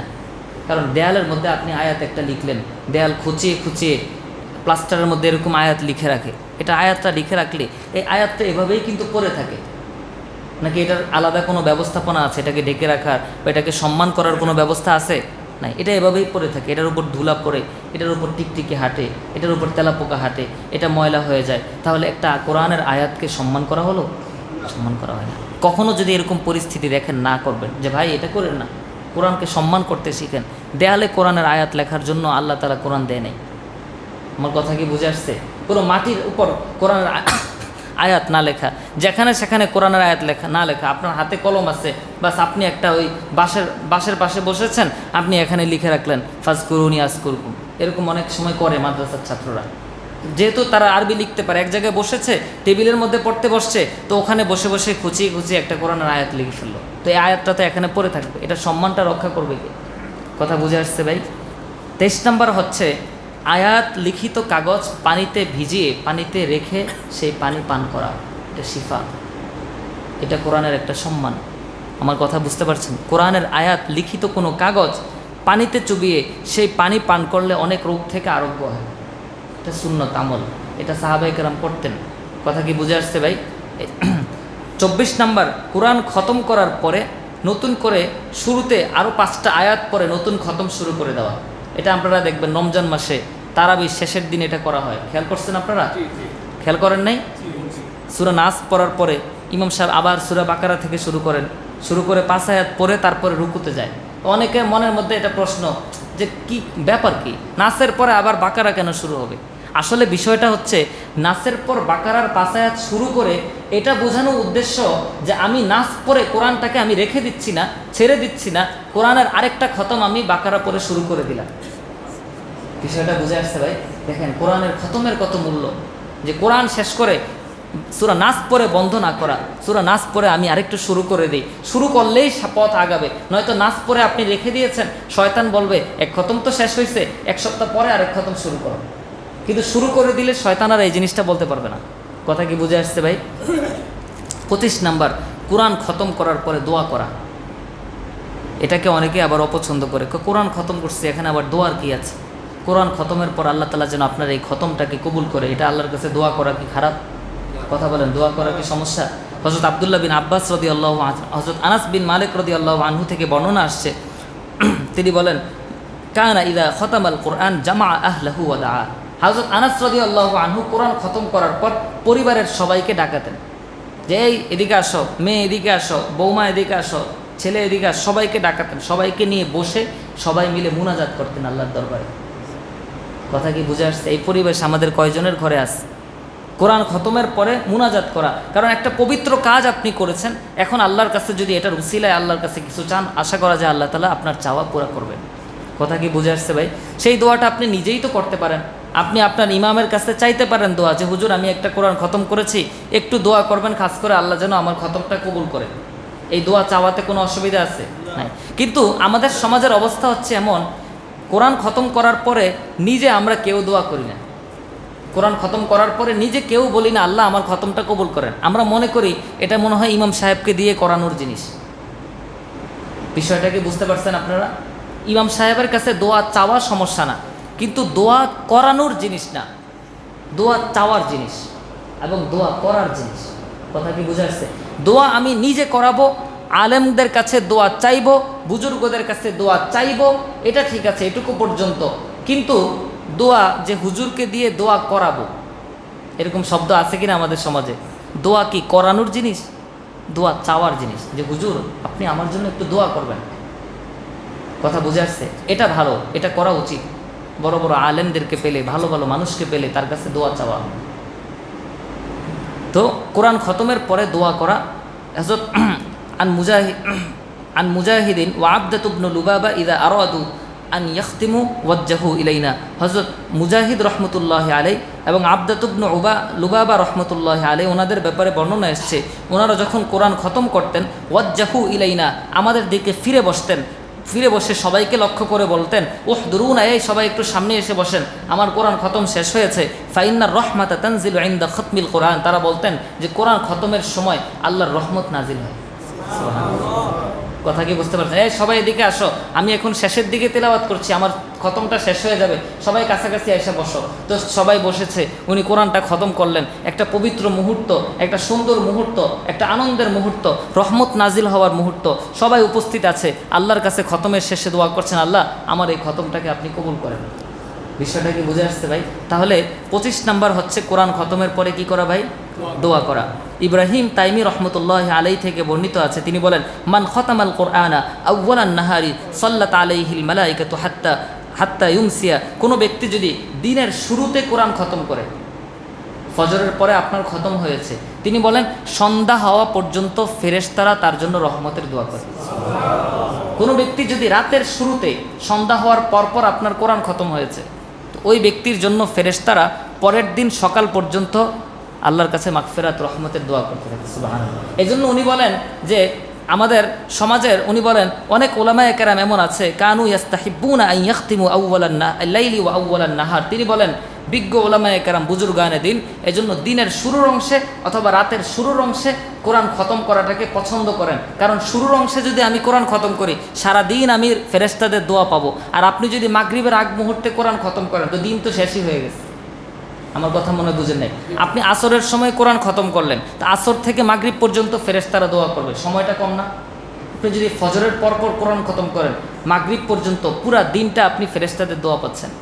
বিষয়টা কি বুঝে আসছে ভাই? এই জিনিসটা ওনারা পছন্দ করতেন। ওনারা একদম দিনের শুরুতে কোরআন খতম করতেন অথবা রাতের শুরুতে খতম করতেন। ওনাদের উদ্দেশ্য হচ্ছে ফেরেশতাদের দোয়াটা যেন পাই। সুবহানাল্লাহি ওয়া বিহামদি। 26 নাম্বার হচ্ছে কোরআনের দ্বারা যদি তাওয়িজ লেখা হয়, তাহলে সেই তাওয়িজ উন্মুক্ত অবস্থায় রাখা যাবে না এবং এটা নিয়ে বাথরুমে যাওয়া যাবে না। কোরআনের দ্বারা যদি কি লেখা হয়, কোরআনের আয়াত দ্বারা যদি কি লেখা হয়, আমরা বাংলাতে বলি তাবিজ, কিন্তু আরবি শব্দ হলো তাওয়িজ। আরবি শব্দ কি? তাওয়িজ। তাওয়িজ শব্দের অর্থ আল্লাহর আশ্রয় প্রার্থনা করা। তাওয়িজ অর্থ কি ভাই? আল্লাহর আশ্রয় প্রার্থনা করা। এই জিনিসটা আমাদের সমাজে একটা ভুল ধারণা আছে। আরবে গেলে দেখবেন তাবিজ ঝুলায় রাখলে আরবরা এটাকে পছন্দ করে না। ওনারা বলে তামিমা তামিমা হাদা শিরক, যে তামিমা সরাও। এখানে এই জিনিসটা আমরা বুঝি না, আমরা সব আবার প্যাচ লাগায় ফেলি। এখানে দুইটা বিষয়, মাসালাটা আমি ক্লিয়ার করে দিই আপনাদের সামনে। একটা হচ্ছে তাওয়িজ আর একটা তামিমা। বলেন কয়টা শব্দ? দুইটা। একটা তাবিজ আর একটা কি? তামিমা। তাবিজ, তামিমা বলা হয় কাঠের টুকরা, কোনো গাছের শেকল, অথবা এমন কোনো তাবিজ যেই তাবিজের মধ্যে কি লিখছে, যিনি লিখছে তিনিও জানেন না, আর যিনি তাবিজ পড়তেছে তিনিও জানেন না। এরকম তাবিজ আছে কিনা সমাজে? কথা বলেন আছে কিনা? আপনি খুলে দেখবেন যে সে যে কি লিখছে, কি দাগ টাক দিয়ে রাখছে, আপনার মানে কারো ক্ষমতা নেই এটা উদ্ধার করার। আমার কথা বুঝতে পারছেন? এই তাবিজ ঝুলানো জায়েজ নাই, হারাম। কথা কি বুঝে আসছে? রাসূল সাল্লাল্লাহু আলাইহি সাল্লাম বলেন, মান আল্লাকা তামিমাতান ফাকাদ আশরাকা, কোনো ব্যক্তি যদি তামিমা ঝুলায় সে শিরিক করল। তো তামিমা বলা হয়, আরবরা এরকম বিশেষ গাছের শেকড়, অমুক গাছের এটা, এরকম দেখবেন রাস্তাঘাটে বিক্রি করে। তারা বলে যে গাছের অনেক গুণ ক্ষমতা আছে, আল্লাহ তাআলা দিয়ে দিচ্ছে। আচ্ছা, গাছের গুণ ক্ষমতা আছে, সেটা আপনি গাছ দিয়ে ওষুধ বানিয়ে খান, গাছের কাঠ সাথে রাখলে আপনার ওষুধ ভালো হয়ে যাবে, এই গুণ ক্ষমতা কোথায় পাইছেন আপনি? আমার কথা কি বুঝতে পারছেন? এই ধরনের বিষয়গুলোর সাথে ঝুলানো এটা শিরক। এটা কি ভাই? শিরক। কিন্তু জায়েজ কোনটা তাহলে? আপনি কোরআনের একটা আয়াত, শিফার একটা আয়াত আপনি একটা খাতার মধ্যে লিখলেন, একটা কাগজে লিখলেন, সেই কাগজটা পানিতে চুবিয়ে আপনি পানি পান করলেন, তাহলে কোরআন দ্বারা আপনি আল্লাহর কাছে শিফা চাচ্ছেন। আমার কথায় বুঝতে পারছেন? কোনো স্বপ্ন টপ্ন এগুলো শরীয়তের দলিল না। বিষয়টা বুঝে আসছে? যেমন হযরত আব্দুল্লাহ বিন আমর রাদিয়াল্লাহু আনহু থেকে বর্ণনা আছে, উনি ছোট বাচ্চাদেরকে ওয়াইজুকা বিকালিমাতিল্লাহি তাম্মাহ মিন কুল্লি শাইতানিন ওয়া হাম্মাহ ওয়া মিন কুল্লি আইনিন লাম্মাহ, এই দোয়াটা কাগজের মধ্যে লিখে বাচ্চাদের গলায় ঝুলিয়ে দিতেন। কারণ ছোট বাচ্চা, সে তো দোয়া পড়তে পারবে না, তো একটা দোয়া লিখে তার সাথে ঝুলিয়ে দেওয়া বরকতের জন্য, আল্লাহ তাআলা যেন এই উসিলা তাকে হেফাজত করে। কথা কি বুঝে আসছে ভাই? এটা জায়েজ আছে। কিন্তু তামিমা যেটা মানুষ, এটার যার মধ্যে কোরআনের কোনো আয়াত নাই, হাদিসের কোনো দোয়া নাই, অস্পষ্ট লেখা, কি লিখেছে, যে লিখেছে তিনি হয়তো বলতে পারবেন, কিন্তু আমরা কেউ বুঝতে পারছি না, এই ধরনের তাবিজ ব্যবহার করা কি নাই ভাই? জায়েজ। কথা কি বুঝে আসছে ভাই? এই দুইটার পার্থক্য আমরা খেয়াল রাখবো ইনশাআল্লাহ। ঢালাওভাবে তাবিজ হারাম এটা যেমন বলা যাবে না, আবার তাবিজ জায়েজ এটাও কি করা যাবে না, বলা যাবে না। কথা বুঝে আসছে? শর্ত সাপেক্ষে তাবিজ ব্যবহার করা কি আছে, জায়েজ। শর্তগুলো কি? কোরআনের আয়াত হওয়া লাগবে। কি হওয়া লাগবে ভাই? কোরআনের আয়াত। হাদিসের দোয়া হওয়া লাগবে। এমন কথা হতে হবে যার মধ্যে আল্লাহর কাছে আশ্রয় প্রার্থনা করা হয়েছে, যার কথা লেখাটা স্পষ্ট। বিষয় কি বুঝে আসছে ভাই? এই শর্তগুলো যদি পাওয়া যায় তাবিজ ব্যবহার করা জায়েজ আছে। এই শর্ত যদি পাওয়া না যায় তাবিজ ব্যবহার করা কি নাই, জায়েজ নেই। কথা কি বুঝে আসছে ভাই? তো কোরআনের দ্বারা তাবিজ যদি কেউ লিখে সেটাকে খোলা অবস্থায় রেখে বাথরুমে যাওয়া যাবে না। কোরআনের আয়াত আছে, আপনি খোলা অবস্থায় বাথরুমে যাবেন কিভাবে? হযরত লাইস মুজাহিদ রহমতুল্লাহ আলাই থেকে বর্ণনা করেন, লা বা'সা আন তাকতুবাল কোরআনা সুম্মা তাসকিয়াহু তুসকিয়াহুল মারিজ, যে তুমি যদি কোরআনের কোনো আয়াত লিখে সেটা অসুস্থ ব্যক্তিকে পান করিয়ে দাও। আয়াত লিখে পান করিয়ে দাও মানে কি? ওই আয়াতটা পানিতে চুবিয়ে পানি পান করিয়ে দেওয়া। বলে এটাতে কোনো অসুবিধা নেই, এটা অত্যন্ত ভালো কাজ। কথা কি বুঝে আসছে ভাই? আরেকটা বর্ণনার মধ্যে আবু জাফর উনি বর্ণনা করেন যে মান ওয়াজাদা ফি কলবিহি কাসাওয়াতান ফালইয়াকতুব ইয়াসিন ফি জামিন বিজাফরানিন সুম্মা ইয়াশরাবহু। কোনো ব্যক্তি যদি অন্তরের মধ্যে কাঠিন্য অনুভব করে, যে মনটা কেমন ভাল লাগছে না, বিষণ্ণ লাগছে, মনটার মধ্যে কেমন এক ধরনের অস্থিরতা অনুভব হচ্ছে, এই ধরনের বিষয় যদি কারো মধ্যে আসে, সে যেন একটা পাত্রের মধ্যে সূরা ইয়াসিন লিখে, সেই পাত্রের মধ্যে সূরা ইয়াসিন লিখবে জাফরান দিয়ে। কি দিয়ে? জাফরান দিয়ে লিখে সেই পাত্রে পানি নিয়ে সেই পানি পান করবে। এটা ভালো, এটা এই রোগের চিকিৎসা। কথা কি বুঝে আসছে? তাহলে কোরআন দ্বারা চিকিৎসা করা জায়েজ আছে। কিন্তু এই যে তাবিজের ব্যবসা, তদবির নামক যেই মানুষের গলা কাটা হয়, মানুষ থেকে অযথা লক্ষ লক্ষ টাকা যারা ছিনিয়ে নিচ্ছে তদবিরের নাম দিয়ে, জিন হাজির করে, অমুক করে তমুক করে, এগুলোর অধিকাংশই ভুয়া। আমার কথা বুঝতে পারছেন? অধিকাংশই ভুয়া। গ্রামের মহিলাদের মধ্যে এই জিনিসের প্রভাব সবচেয়ে বেশি, সবচেয়ে বেশি তারা এগুলো করে। একদিকে ওষুধ খাবে, অসুস্থ হয়ে গেছে, একদিকে ওষুধ খাবে, আরেকদিকে কবিরাজ ডাকবে। আমার কথা বুঝতে পারছেন? আমার পরিবারে এই রোগ আছে। তো মাকে বললাম যে কবিরাজ যে ডাকছেন ভালো কথা, আপনি ওষুধ তাইলে কেন খান? আমার কথা বুঝেন নাই। ধরেন মাথা ব্যথা হয়েছে, তো ওষুধ খাচ্ছে একদিকে মাথা ব্যথার, আবার আরেকদিকে কি কবিরাজ ডেকে নিয়ে আসছে যে কোনো জিনের আসর টাসর হলো কিনা। তো কবিরাজ এসে ঝাড়ফুঁক করে দিয়ে গেছে, ভালো কথা, ঝাড়ফুঁক করা খারাপ না। কিন্তু আমার প্রশ্ন হচ্ছে, আপনি এরপরে মজার কথা হচ্ছে এরপরে মাথা ব্যথা ভালো হয়ে গেছে 2 দিন পরে। কথা বুঝে আসছে? এখন সব ক্রেডিট ওই কবিরাজের। বিষয়টা বুঝতে পারছেন এখন? যে ওই কবিরাজ আনার কারণে, ওই কবিরাজের ঝাড়ফুঁক নেওয়ার কারণে অসুস্থতা কী হয়েছে? ভালো হয়েছে। এখন ওষুধের কোনো ক্রেডিট নেই। তাইলে ওষুধ আমরা বললাম যে ওষুধ খাওয়া বন্ধ করে কবিরাজি করেন, দেখি কত সুস্থ হইতে পারেন। আমার কথা বুঝতে পারছেন? এগুলো মহিলাদের মধ্যে এগুলোর প্রভাব অনেক বেশি, এগুলো থেকে ফিরে রাখতে হবে মা বোনদেরকে। সঠিক যে চিকিৎসা পদ্ধতি, কোরআনের আয়াত পরে ফু দেওয়া, রুকিয়া করা, কোরআনের আয়াত লিখে সাথে ঝুলানো, এই পদ্ধতিগুলো জারি করব এবং ভুল যে পদ্ধতি আছে এই পদ্ধতি থেকে আমাদের মা বোনদেরকে, সমাজকে রক্ষা করতে হবে। 26 নম্বর কোরআন 27 নম্বর হচ্ছে কোনো সূরাকে মুখে যখন আমরা বলবো ছোট সূরা না বলা। আমরা অনেক সময় বলি না যে আপনাদের সামনে ছোট্ট একটা সূরা তিলাওয়াত করব, এরকম বলি না? অনেক সময় বলি, কিন্তু এই বিষয়টাকে অনেক সালফে সালেহিন এই কথাটাকে অপছন্দ করতেন, যে কোরআনের সূরাকে খুব বেশি প্রয়োজন না হলে ছোট না বলা। কোরআনের সূরা সব বড়, এটা হলো একটা সম্মানের জায়গা। ছোট সূরা বললে গুনাহ হবে এমন না। হাদিসের মধ্যেও ছোট সূরা আছে, রাসূল বলেছেন যে আমার উপর ছোট একটা সূরা আজকে অবতীর্ণ হয়েছে, ছোট সূরা বলা যাবে। কিন্তু এই কথাটা কিন্তু স্বাভাবিকভাবে শুনলে একটু কেমন লাগে না? আমার কথা মনে বুঝেন নাই? আমি আপনাদেরকে বললাম যে আজকে ছোট্ট একটা সূরা আপনাদের সামনে তিলাওয়াত করেছি, তো ছোট্ট কথাটা বললে একটু কেমন যেন মর্যাদাহীন হয় না? আমি যদি স্বাভাবিকভাবে তো বলতে পারি একটা সূরা আপনাদের সামনে আজকে তেলাওয়াত করেছি, ছোট বড় এই কথাটা না বললাম, এটা একটা আজমতের বিষয়। এই সম্মানটাও রক্ষা করার চেষ্টা করা, যে আলোচনাগুলো করলাম, কোরআনের আজমত যেন আমরা রক্ষা করতে পারি। কোরআনকে যদি আমরা সম্মান করি, আল্লাহ আমাদের সম্মান বাড়িয়ে দেবেন। কোরআনওয়ালাদেরকে যদি সম্মান করি, কোরআনের সাথে সংশ্লিষ্ট সকল বিষয়কে যদি সম্মান করি, আল্লাহ আমাদের সম্মান বাড়িয়ে দিবেন। এই জন্য কোরআনের সাথে সম্পর্ক রাখার চেষ্টা করা। বিশেষভাবে হযরত আবু মুসা আশআরী রাদিয়াল্লাহু আনহুর সেই বক্তব্যটা খেয়াল রাখবেন। তিনি বলেন, কোরআনের দিকে প্রতিদিন একটা বার যদি আমি না তাকাই, এটা আমি নিজের কাছে আমি লজ্জিত।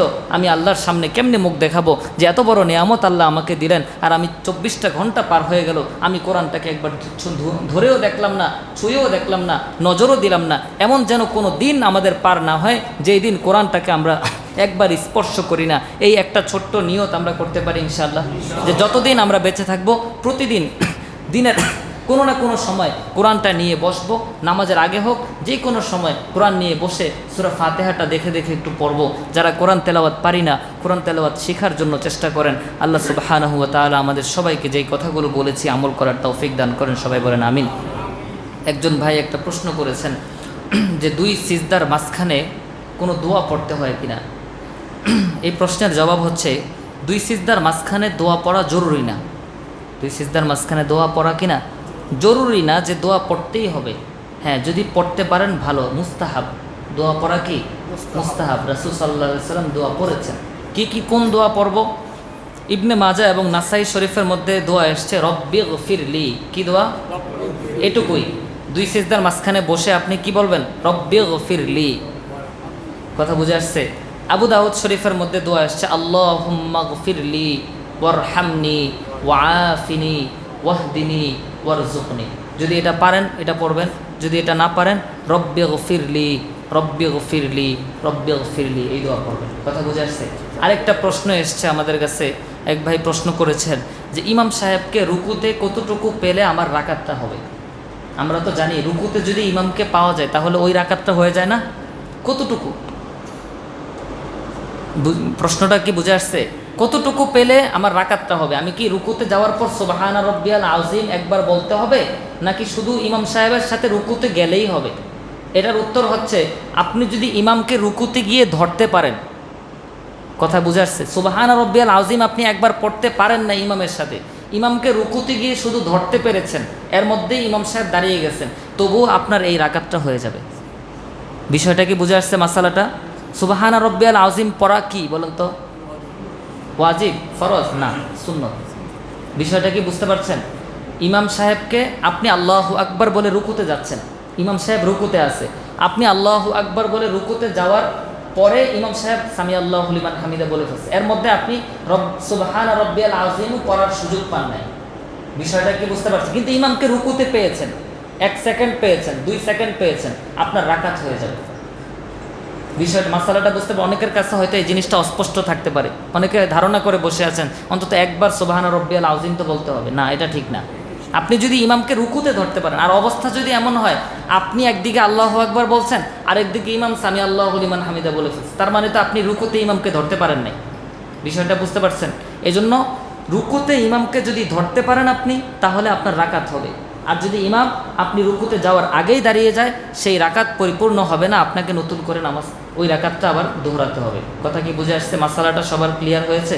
আল্লাহ সুবহানাহু ওয়া তাআলা আমাদেরকে তৌফিক দান করেন। আমরা বলেছি যে কিছু প্রশ্নের জবাব আমরা দিব, যদি আপনার মনে প্রশ্ন থাকে লিখিতভাবে এখানে মুয়াজ্জিন সাহেবের কাছে এখানে একটা বক্স আমরা রাখবো, সেখানে লিখিতভাবে প্রশ্ন জমা দিব। জানার জন্য প্রশ্ন করব, বিব্রতকর পরিস্থিতি সৃষ্টির উদ্দেশ্যে আমি একটা আমল করি, আমি একটা জানি, এই শুধুমাত্র দেখি ইমাম সাহেব কি উত্তর দেয়, এই জন্য শুধু প্রশ্ন করলাম, এই ধরনের প্রশ্ন করব না। এই ধরনের প্রশ্নকারীদেরকে রাসূল নিন্দা করেছেন। প্রশ্ন করব জানার জন্য।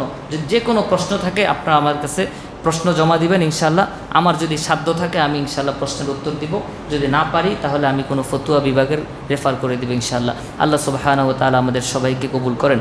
আমরা যে মজলিসে বসেছি আল্লাহ তাআলা আমাদের মজলিসকে কবুল করেন। এই মজলিসের মধ্যে যদি কোনো অহেতুক কথা, কোনো অহেতুক কাজ হয়ে থাকে, কোনো আদবের খেলাফ কোনো কাজ যদি আমরা করে থাকি, আল্লাহ তাআলা যেন মাফ করেন এবং আমাদের সমস্ত গুনাহগুলো যেন আল্লাহ তাআলা ক্ষমা করে দেন। আমাদের এই মজলিসের উসিলায় আমাদের রিজিকের মধ্যে আল্লাহ তাআলা বরকত দান করেন, সুস্থতার মধ্যে বরকত দান করেন। ব্যবসায়ী ভাইরা যারা ব্যবসার মধ্যে সময় না দিয়ে এখানে কষ্ট করে বসেছেন, আল্লাহ তাআলা তাদের ব্যবসার মধ্যে বরকত দান করেন। চাকরিজীবী ভাইরা যারা চাকরিতে আছেন, চাকরি করেন, এখানে সময় দিয়েছেন, আজকে আল্লাহ তাআলা তাদের চাকরিতে বরকত দান করেন। যারা যেই পেশার সাথে জড়িত, কোরআনের মহব্বত যাদের অন্তরের মধ্যে আছে, প্রত্যেক কোরআনের মহব্বতকারীকে আল্লাহ তাআলা সর্বোচ্চ মর্যাদা, সর্বোচ্চ সম্মান নসিব করেন। আমরা যারা এখানে বসেছি আল্লাহ তাআলা আমাদের প্রত্যেকটা পরিবারকে কোরআনের পরিবার, ইসলামী পরিবার, জান্নাতি পরিবার হিসেবে কবুল করেন। আমাদের সন্তানদেরকে নেক সন্তান বানায় দেন, আমাদের স্ত্রীদেরকে নেককার স্ত্রী বানায় দেন, আমাদের পরিবারের মধ্যে আমাদের নিজের ব্যক্তি জীবনে, পারিবারিক জীবনে, সামাজিক জীবনে, রাষ্ট্রীয় জীবনে, প্রত্যেকটা জীবনে, পুরো পৃথিবীতে আমরা যেন ব্যক্তিগত জীবন থেকে পৃথিবীর সর্বোচ্চ পর্যায় পর্যন্ত আমরা যেন ইসলামকে প্রতিষ্ঠা করতে পারি, কোরআনের শাসন কায়েম করতে পারি, কোরআনের আওয়াজকে বুলন্দ করতে পারি, লা ইলাহা ইল্লাল্লাহ এই বাণী যেন আমরা পুরো পৃথিবীতে ছড়িয়ে দিতে পারি। আল্লাহ তাআলা আমাদেরকে তৌফিক দান করেন। এই দেশের মধ্যে যারা যেখানেই বিপদগ্রস্ত আছে, অসুস্থ আছে, বন্যা কবলিত আছে, আল্লাহ তাআলা সকল অসহায় মানুষকে সহযোগিতা করেন। আল্লাহ তাআলা সবার কষ্ট, সবার দুঃখ, সবার পেরেশানি, সবার সকল না পাওয়াকে পাওয়া দ্বারা পূর্ণ করে দেন। আমাদের জীবনের সকল হাজতকে আল্লাহ তাআলা গায়েবী খাজানা থেকে ব্যবস্থা করে দেন।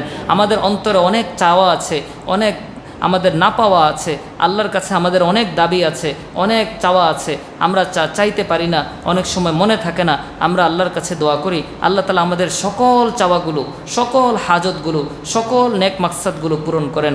আমরা মৃত্যুর আগে যেন অন্তত একবার হলেও আল্লাহ তাআলার পবিত্র ঘর বাইতুল্লাহ তাওয়াফ করতে পারি, রাসূলের কবরের সামনে দাঁড়িয়ে যেন একবার রাসূলকে সালাম দিতে পারি। আল্লাহ তাআলা আমাদেরকে তৌফিক দান করেন। সবাই বলেন আমিন। আসসালামু আলাইকুম ওয়া রাহমাতুল্লাহ।